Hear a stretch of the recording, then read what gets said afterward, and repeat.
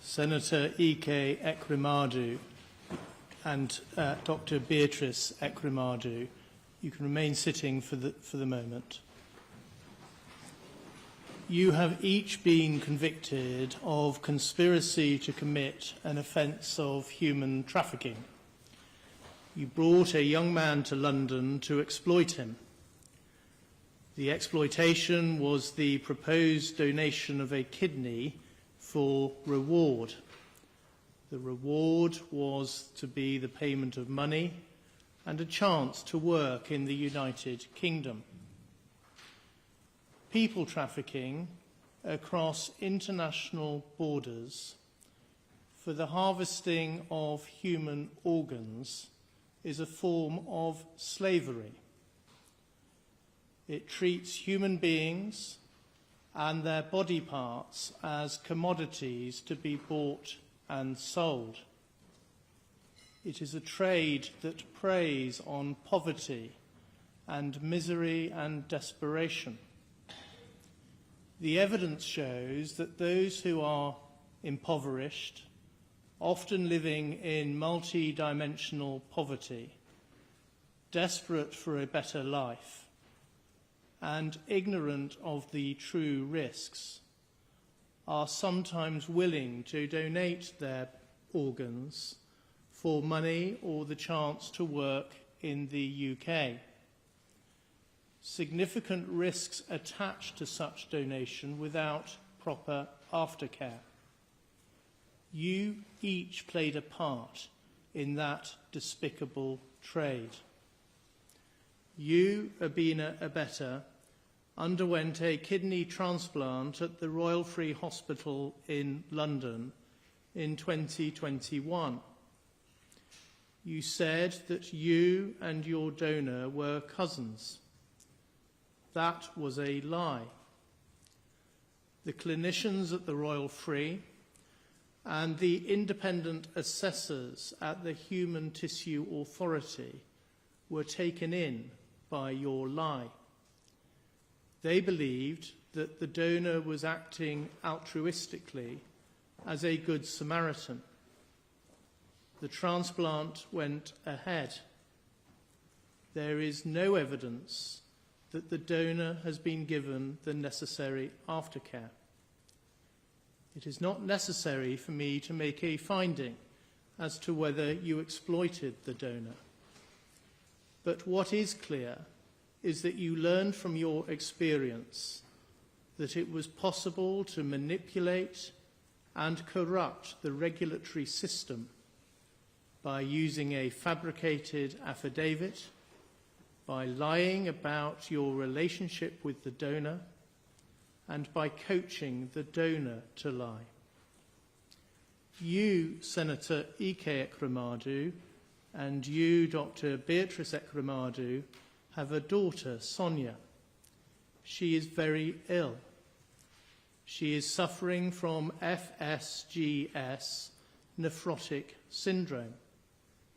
She needs a kidney transplant. Everybody has enormous sympathy for her and for the impact on each of you seeing your daughter's suffering. Sonia's uncle, Diwe Ekweremadu, knew Abina Abeta from medical school. He got in touch. Abina Abeta offered to help find a donor. A possible donor was identified. By law, his name may not be published. I will call him C. C grew up in a village where he had no electricity or running water. He left school at the age of 15, and he went to Lagos, where he sold phone accessories from a wheelbarrow in a market. He was earning about 3,500 naira a day, the equivalent of just £7. Tests in Nigeria showed that his blood group was the same as Sonia. He agreed to come to the UK. I am sure that he did not at any point agree to donate a kidney to Sonia altruistically. There was no reason why he should do so. He was not related to your family. He did not know Sonia or any other member of your family.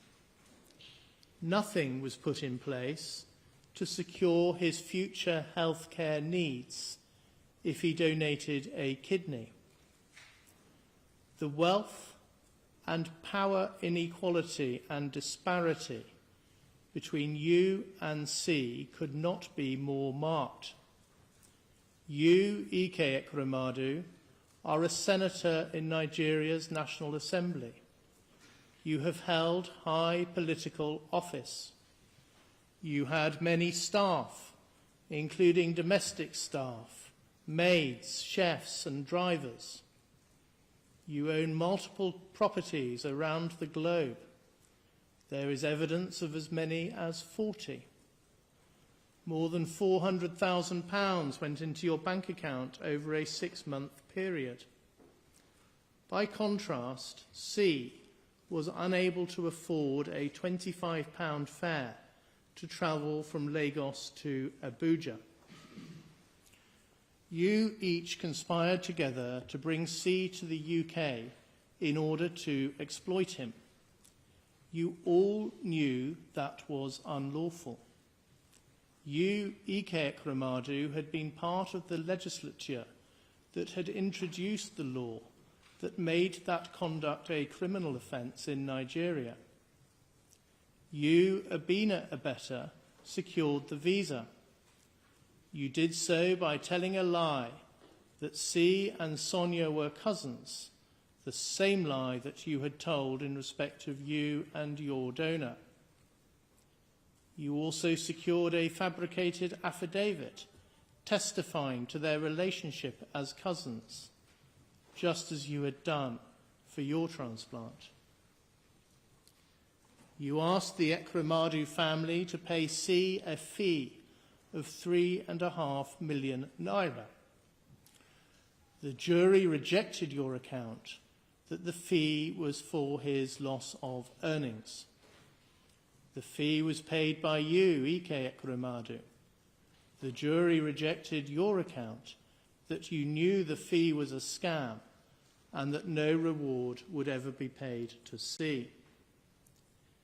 The evidence suggests that a corrupt relationship was established with a member of Royal Free staff, an interpreter who agreed to help with, quotes, coaching the boy, end quotes, and to provide the, quotes, relevant interpretation, end quotes. You, Ike Ekremadu, were instrumental in establishing and controlling that corrupt relationship. The clinicians at the Royal Free Hospital once again believed the untruthful account that the donor and recipient were cousins. There was, however, a concern about the risk to C given his age and his ethnicity. After the doctors interviewed him, they were concerned that he was not sufficiently mature and motivated to be an organ donor. This time, the transplant was not approved.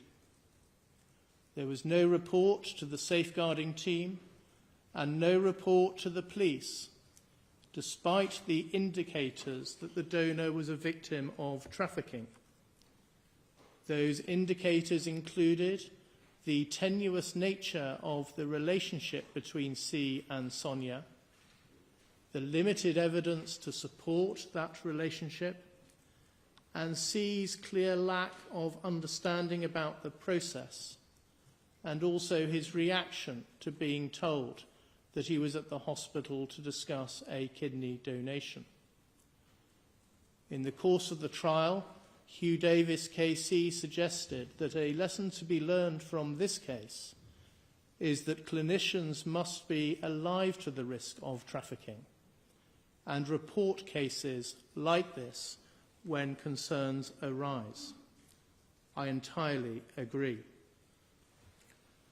After the decision had been made that the transplant would not go ahead, there was a sinister development.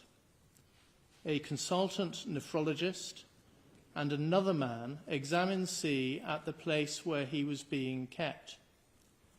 It is not necessary to make a finding as to the true purpose of that examination, but it is easy to understand why C believed that he was going to be taken back to Nigeria for the transplant to be conducted there.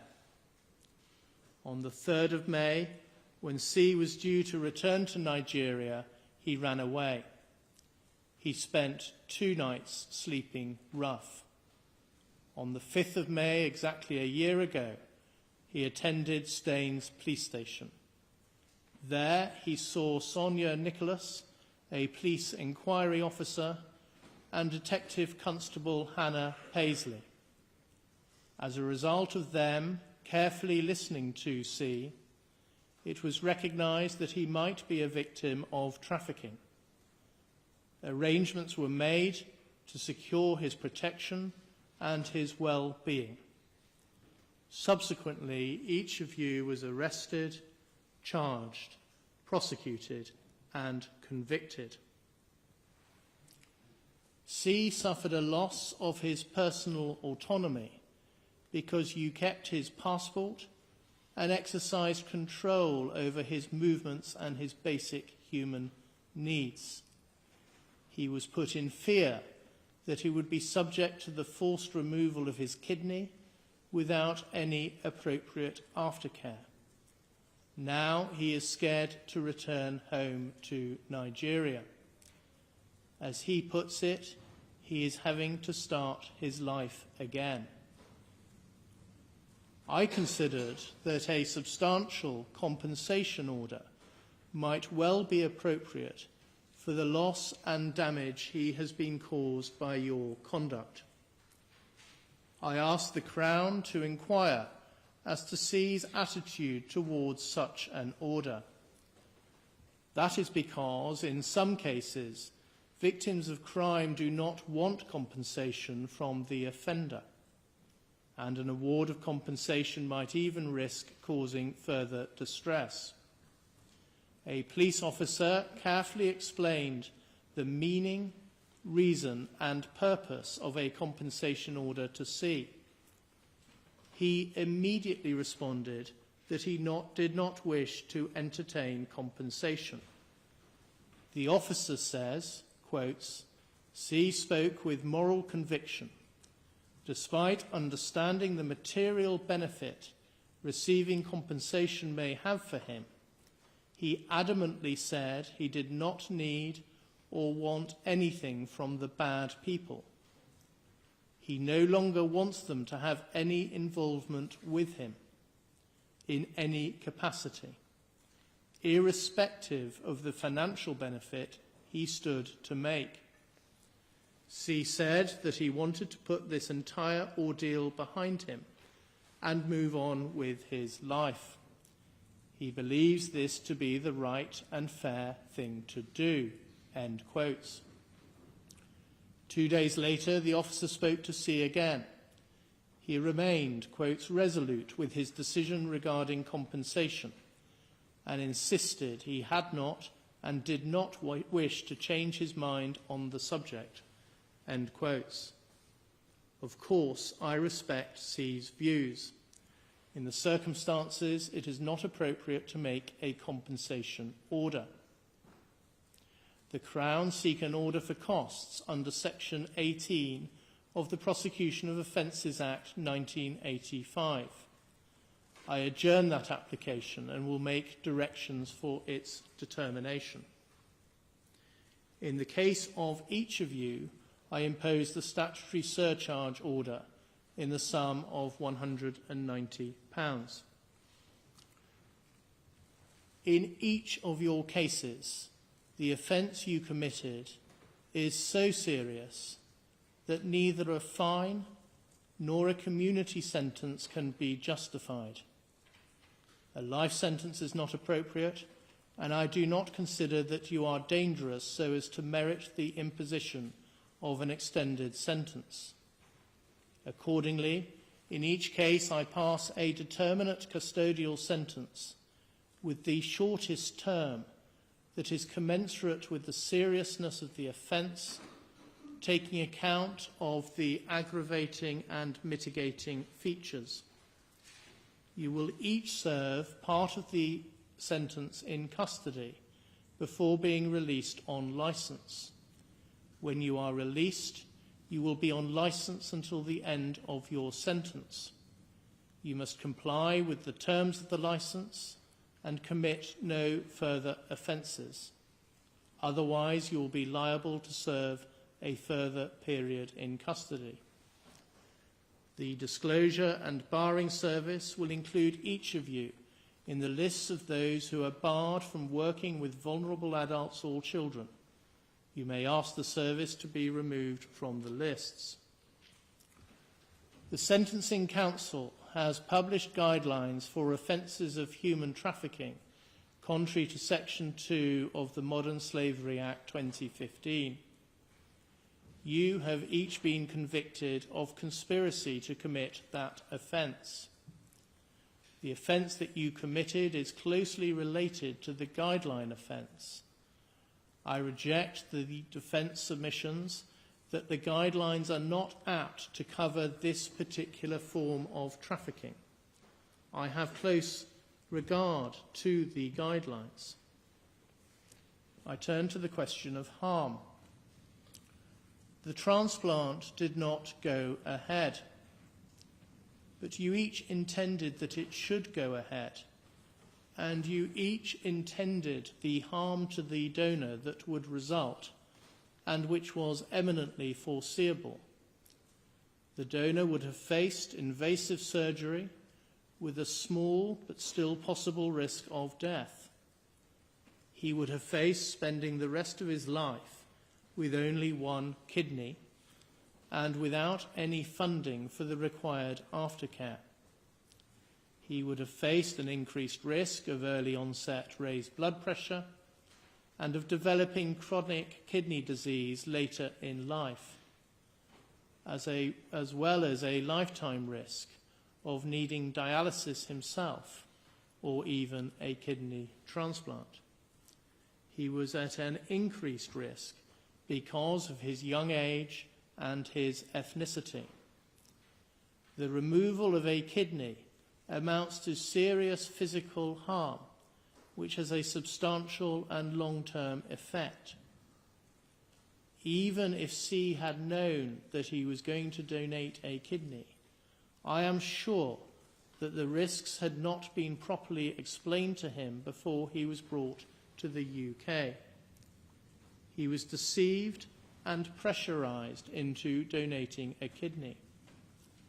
I reject the defence assertions that he consented in any meaningful sense. I am sure that he did not. There has been a substantial and long-term adverse impact on his daily life. He is scared to return to Nigeria because of the risk of retribution from those that are sympathetic to you. He lives a solitary existence and is separated from his life, his friends and his family as a direct result of this offence. This all amounts to Category 2 harm within the meaning of the Sentencing Council's guidelines. I do not accept the Crown's submission that the nature and extent of the harm justifies a movement to Category 1. But it does warrant an upwards adjustment within the category range. The fact that the transplant was not carried out merits a downwards adjustment, but the level of that adjustment is limited because, firstly, the gravamen of the offence is the agreement that you reached to exploit the donor. The offence was complete at that point. The offence focuses on the conduct of the offender rather than the harm that is caused to the victim. Secondly, you did not withdraw from the conspiracy. the only reason that the transplant did not take place was because the hospital refused to carry it out. In each case, your reaction was to seek to exploit others. And thirdly, quite apart from the harm that would have resulted from a transplant, C has suffered substantial actual harm of the nature that I have identified. I turn to culpability. You, Abina Abeta, fall within the high culpability bracket. You played a leading role in the offending. You identified the donor and controlled him throughout the process. You did so in the expectation of substantial financial reward. I reject your assertion that there is no evidence of substantial financial advantage. Your bank statements show otherwise and demonstrate that you were reliant on the funds you secured from the Ekramadu family to keep your head above water. You applied a high degree of planning and premeditation. For example, you arranged the visa, you secured a fabricated affidavit, and you organized a scheme to seek to deceive the clinicians and ultimately the Human Tissue Authority. You were thoroughly dishonest throughout. You kept a substantial sum of money that was paid by Ike Ekramadu and was intended for the donor. You, Ike Ekramadu, also fall within the high culpability bracket. You also played a leading role in the offending, and to a greater extent than Abina Abeta, who was acting through Diwe Ekramadu at your direction. You did so in order to secure a material advantage, namely a human kidney for your daughter. You were involved in a high degree of planning and premeditation. For example, you orchestrated the arrangements with your brother, Diwe. You sought to conceal your link to the payment of a donor reward by instructing a member of your staff to make the payment via a currency trader. You were involved in the corruption of a member of hospital staff. I reject the defence suggestion that you were naive as to offers or payments of a reward to the donor, or that you only joined the conspiracy at a late stage. I am satisfied so that I am sure that you were the driving force throughout. Reliance is placed on the fact that you had no contact with C or Abina Abeta. That is true, but it is an indicator of the leading role you played, directing the overall operation, but keeping your distance by getting others to do your bidding. I accept that you were not directly involved in the fabrication of an affidavit and that you told Sonia not to sign it. Again, in context, that is consistent with the type of leading role you played. You well knew the sorts of steps that were being taken to try and pull the wool over the eyes of the doctors and regulators. I am satisfied that you, Beatrice Ekramadu, performed more limited functions under the direction of your husband. I accept the submission of Anu Mahindru King's Council that your family was patriarchal and you were deferential to your husband. Your role was primarily to adopt the cousin lie. There was, so far as you are concerned, some limited planning and premeditation.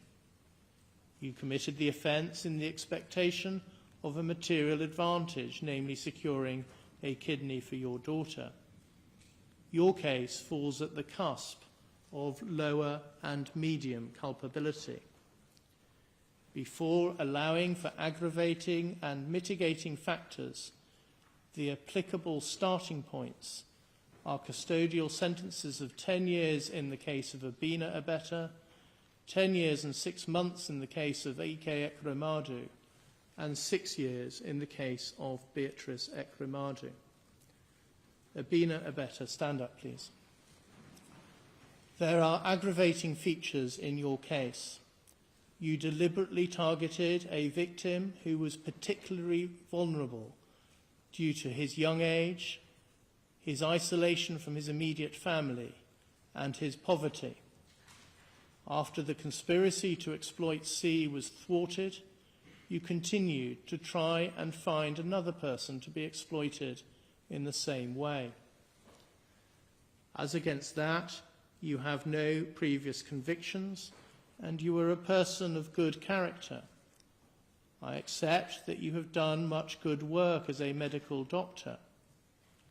You also have your own serious medical condition, as someone who has himself undergone a kidney transplant. I've taken account of the medical evidence. That does not suggest that your condition cannot be adequately managed in custody. I consider that the mitigating and aggravating factors are in balance. I sentence you to 10 years imprisonment, subject to allowing for the time for which you have been remanded in custody. You will spend 2/3 of that time in custody and will then be on licence until the end of your sentence. You can sit down, please. Senator Ike Ekremadu, stand up, please. There are substantial aggravating features in your case. You knew that the donor was vulnerable because of his young age and his poverty.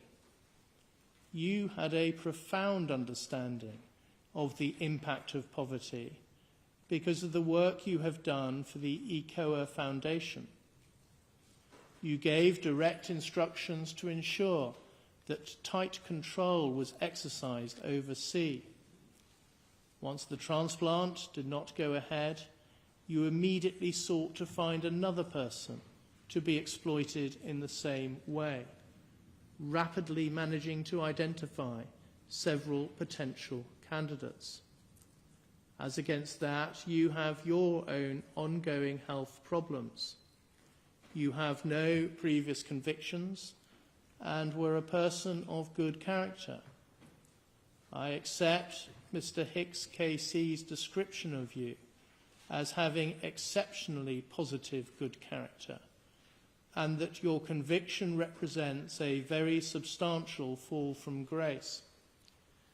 You set up the ECOA Foundation and have funded that organisation, which undertakes a very great deal of valuable charitable work to help those living in poverty in Nigeria.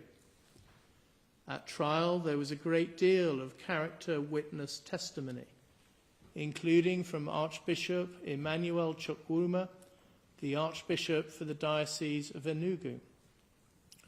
I have been provided with a bundle of 51 pages of character statements for the purpose of sentencing. I have read all of them. They include statements from a former president of Nigeria, the current president of the Senate, the Bishop of Enugu, the Attorney General and the Chief Law Officer of Nigeria, and the Speaker of the House of Representatives. That evidence speaks to your role in helping to establish and maintain democracy in Nigeria, and also as an international peacemaker.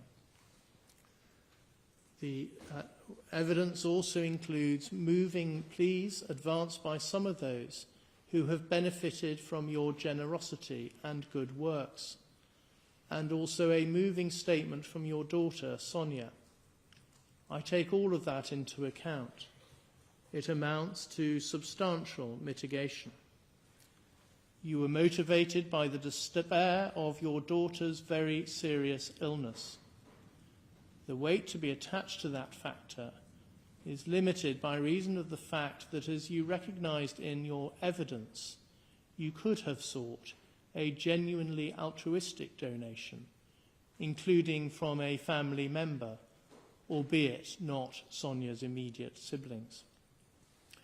After taking account of the aggravating and mitigating factors in your case, I impose a sentence of 9 years and 8 months imprisonment, subject to allowing for the time which you have spent remanded in custody. You will serve 2/3 of the sentence in custody and will be on licence thereafter for the rest of the sentence. You can sit down.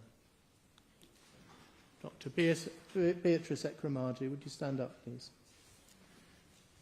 In your case, I adopt a starting point of 6 years custody.